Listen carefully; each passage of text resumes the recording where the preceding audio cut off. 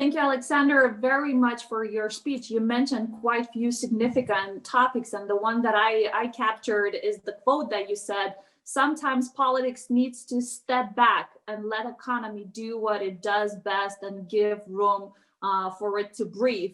You did mention some of the weaknesses in your SWOT analysis, such as lack of skills and overregulation. And the last one that you mentioned was being behind for digitalization and modernization. And the next day, tomorrow, of our economic and business growth panel, we will be going deeper in the digitalization topic as well. However, I wanted to ask you a question about the strength that you mentioned is in terms of enabling the political side to support economic growth and support those businesses to develop and the ideas that they were doing that. And I was wondering, from your point of view, has pandemic period impacted the EU and impacted member states' relationships in identifying those areas for stronger collaboration ties? So not only talking within the Germany, but looking more further with the other cooperative countries. And have a pandemic period actually helped to identify the need for those stronger relationships and a need for the stronger and quicker development in the areas? It definitely has, but let me put it this way. I think as humans, we really have to be in pain to learn something. And especially if you were as successful as Germany was over the last years, this kind of leads to a certain arrogance, probably. Now the pandemic showed us how vulnerable we really are. Instead of learning from others and looking at countries that managed the crisis from the beginning way better, we tried a little bit our own mingling around. If I may take just the topic of digitalization, if we look into Estonia especially, they had the digital means of fighting the pandemic way better than we because they were prepared. They had the option and the possibility to very quickly track down the infection rates and look at the people who got infected and manage to give the data to all the authorities that needed it. In Germany, up to today, which is 1 year after the pandemic actually started, we're still working with paper. So you have different authorities pointing out with paper the different figures and then handing them over. All these figures are then put into digital means and then put into the system. That's not the way to handle it. So why did we not speak beforehand also with our friends in the Baltics? Why did we not look at countries, let me put out, I don't know, Taiwan, for example. We knew from the beginning how good they are at managing the pandemic. So of course, there's lots of things. Talking about the economy, on the other hand, yes, that's definitely the case. So if the state or the government has to tear down certain industries, like we did, if you look at restaurants, if you look at, I don't know, like conferences as this one, of course we had to stop them, like many other countries also did.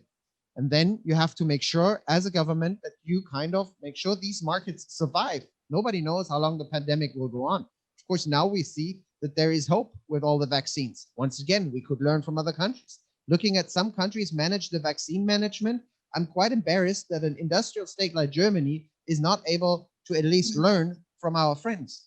So once again, if we had the options, and we had a huge discussion yesterday in Parliament as our health minister was giving his governmental speech yesterday, a huge discussion in Parliament exactly on these misdoings during the pandemic. And I think we can learn a lot from our mutual friendships from the countries all around us, not only the Baltics and Poland, but also from friends all over the globe.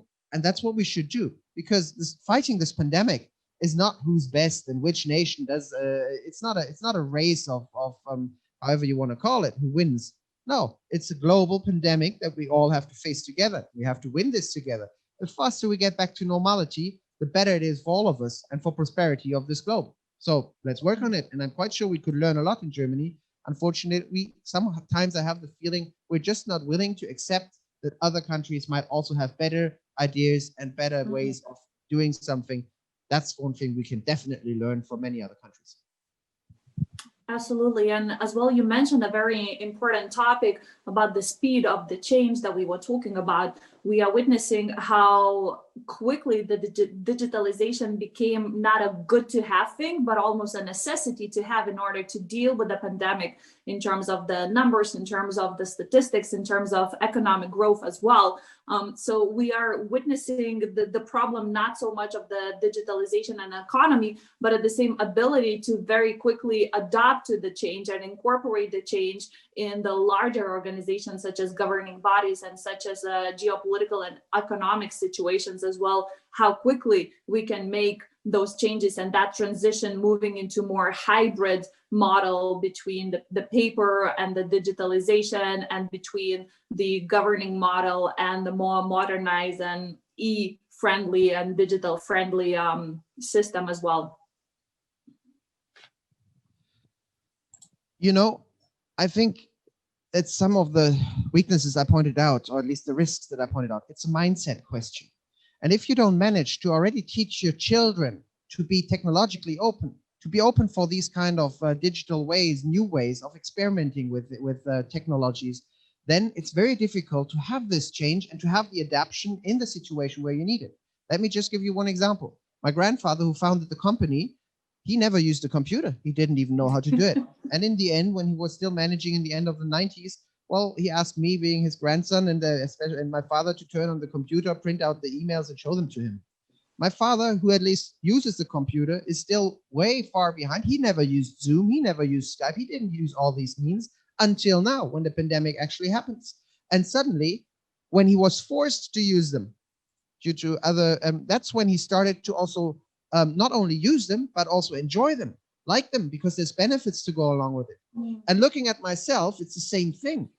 I mean, if I talk to students, we do this a lot as German parliamentarians, and I listen to what they are using. None of them actually use Facebook anymore, and all these means that I believe were kind of modern. They are not. And I think that's what we have to accept. It's a question of mindset. If we're willing to be open also to new ideas, then we are very, very easily, we will adapt with new situations, and we will look at benefits that we might get out of digitalization and other technological evolvements. We are in a disruptive age. 21st century is probably the most disruptive century we have ever faced. So disruption always needs the possibility of, or the openness of oneself to quickly change and adapt to new situations. This is something we can learn at school. This is something we can teach our children. And I think the Baltics are doing way better than we do in Germany at the moment, and especially this case. Absolutely. Thank you very much. And I think the topic of the mindset that you covered impacts as well the different kind of change, and especially the Green Deal approach, the approach that success depends on the public acceptance and behavior change in the culture as well, such as, for example, in order to implement the Green Deal and implement how we as a society react to the climate change and react to the eco-friendly approaches as well, that requires a very strong change in the mindset and a very strong change in individual cultural and behavior habits as well. So that mindset and that behavioral change is becoming more and more important in order to deliver the changes that are happening so quickly with digitalization, and so importantly that happens with economic growth for Green Deal 2050 deal as well, that requires our mindset change and requires how we view the change itself. And then at the same time, we add the speed of how quickly those changes are happening and how quickly businesses and governments needs to adapt to the change and develop that resilience to change. And at the same time leads to the need to change operating models and to change into more agile working and to more digital, at the same time closing down the borders. And one of the weaknesses that you mentioned was lack of the skilled labor. I guess digitalization is now opening the borders wider. Do you see the collaboration with the Baltic countries in terms of the skilled labor, if the borders and digitalization will bring opportunities for this easier work or remote work, where we can utilize the skilled labor across all the Baltic Sea region countries? I'm quite sure there's a lot we can mutually learn from each other. Skilled labor is both a strength and a weakness in Germany. It's a lack of skilled labor, obviously, that is harming our economy, but it's also the way we found in the past to educate our children with the dual of vocational training and the dual kind of educational system that we always had in teaching our skilled labor forces how to use a machine, how to deal with. That's where all this engineering power and all these ideas kind of evolved. And I think there's something many countries also in the Baltics can learn from the German system, how we used to deal with it. And this is very important to me. It's not politics who decided on this. It was the self-administration of economy that did it. So if you look in the past centuries, for example, we already had these guilds and kind of professionals who got together and they trained their young staffers. They trained their successors. And this is the idea that still lies behind this vocational training, which is probably one of the export products that we were able to also export all over the world, because we could show this is the best way to fight youth unemployment, to get skilled laborers. This is something we can definitely also teach other countries who still have issues with youth unemployment, with educating their young people. In Germany, the main issue for skilled labor is, for one, mindset, also of young people. Let's be very honest on that. It's a demographic change we're also facing in Germany. So I'm personally a believer that through digitalization, it's not that we're going to lose jobs. Many people fear that we are losing all the jobs. We will lose many of the old industries and many of the old jobs, but we will be creating many new jobs. And this is something we have to learn very quickly in Germany, to adapt to these new skills that we need. And as long as we don't teach, for example, programming in schools in Germany, which will be one of the most necessary skills in the 21st century, this is kind of has to do with the federal system. But this is very astonishing to me. I'm not quite sure how it works in the Baltics or in Poland, but I know there's other countries, also China, who very quickly teach their children at a very young age to deal with digital communication, to deal with IT systems, to also teach them programming. It doesn't help. I mean, I was taught at school how, for example, the engine of a car works. Perfect. I didn't become a mechanic. I didn't become an engineer. Still, I had it in physics. It doesn't mean that I have IT or programming skills in schools that I have to become a programmer. That's not the idea behind it. But to at least know how these devices work, rather than just be able to use them, also know how they work, is, I think, one of the crucial skills for the 21st century. Once again, we can learn a lot from the Baltics, from other countries, rather than always sticking on our mindset and believing, well, these are just tools that we might need in the future to help do our work. No, it's not. It's a complete shift of kind of how the society will look like in the future. And this is not science fiction. It's nothing made in Hollywood. It's something we experience every day. So we have to really adapt this and learn from it, also as politicians, and accept that we do not have the stone of wisdom in parliament. Definitely not. But we have to accept that even though we don't really know all the challenges, we don't know how the future might look like, we still have to set the framework. And setting the framework, that's our task. Not finding solutions for everything where we don't even know where the problems might lie. And I think this is something we have to relearn as politicians. Absolutely. So it's bringing the decision-making model closer to the people, collaborating with the industries and understanding what is necessary. And again, you brought the same subject up, is how quickly we can adapt to change, that resilience to change in education system, in the parliamentary system, in the regulatory system, and in policy changing systems.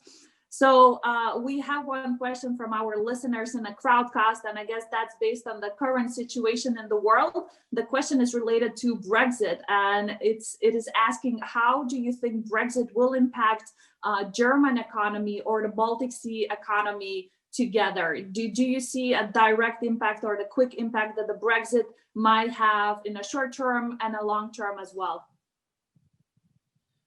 Most definitely. And on the short and mid-sized term, to be honest, the Brexit will be a disaster for all of us. It will not only harm the British economy, and for them, obviously, it's going to be a very tough time now.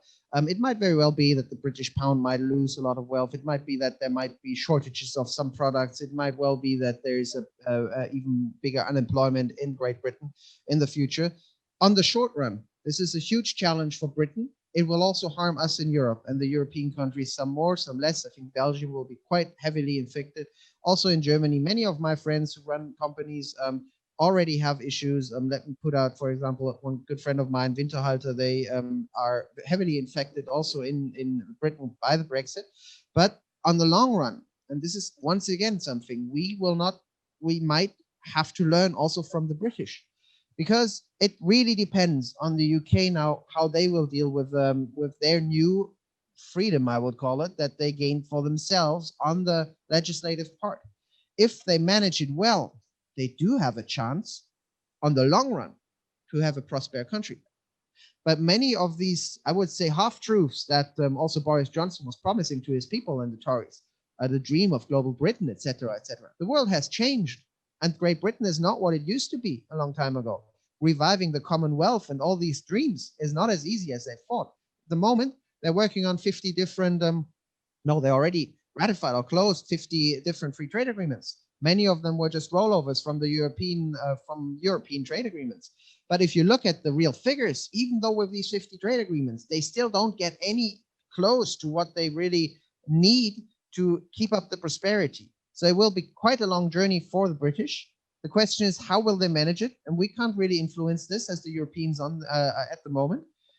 I'm happy that we got a deal finally. The deal is not perfect. It's way beyond there's still a long way to go, and we have to negotiate it many, many times with British. And I'm a little scared that some of these negotiations will be probably even for the worse for both of us and might challenge the friendship. But I'm happy we at least got something. The most important thing for economy is certainty. It's stability and certainty. And if you don't know how to behave as an entrepreneur, if you don't know what is facing you, that's the problem. That's the main problem and main challenge. With Brexit, that was a disaster for British, but also for German and European companies. We just did not know what is happening. So we prepared the best we could, but without the deal, we didn't know what is facing us. And certainty also needs a timeline. And if you don't have a timeline as an entrepreneur, it makes it even more challenging and sometimes difficult.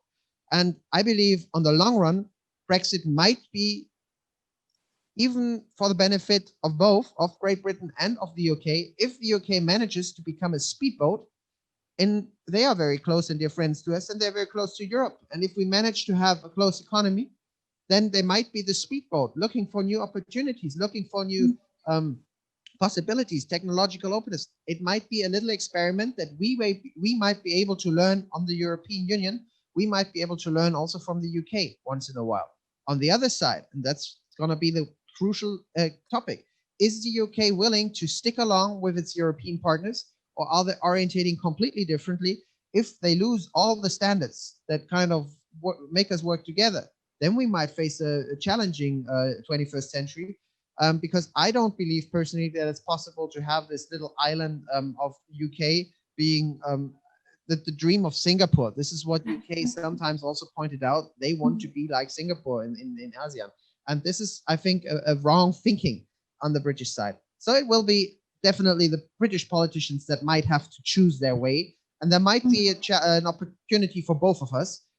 It's very unfortunate that Brexit happened, but it's the way it is. So we have to deal with it. And I'm trying to look positively into the future, that even though on the short run, it will be a huge disaster, on the long run, it might work out for both of us. Thank you very much for that point of view. And I can definitely relate to that. As a businesswoman with a company in UK and a branch in Lithuania, I definitely felt that uncertainty as well, from the regulation, from the business support, from the changes in the taxation, and a very, very gray area in terms of what does that mean to business when the changes are happening, what's happening with the taxation, with regulations, with trading agreements, all of that. And yet again, there's a still big gray area in terms of communication and transparency coming from HMRC and coming from the Parliament of UK. And again, that leads entrepreneurs into that uncertainty that adds the pandemic stress on top of that. So definitely 2020 came up with some challenges, and as we like to say, challenges always brings in new opportunities. However, we're coming back to the fact of how quickly we can adapt to that change, and how many businesses can truly change their operating model from physical to move to more digital, and how much resilience to change and how agile that actually means for the organizations going forward.